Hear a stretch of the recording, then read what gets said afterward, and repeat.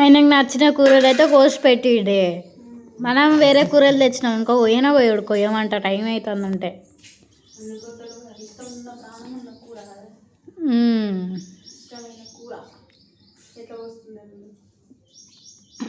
ఆయనకి ఇష్టం కూర, ఆయననే పోయి తెచ్చుకున్నాడు, మాకు చెప్పనే చెప్పలే.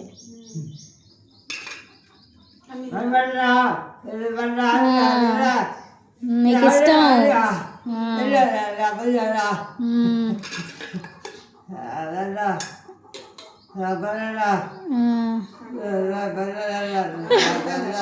ఆకలి అవుతుంది అండుతలేరు ఇంకా అని అంటారు.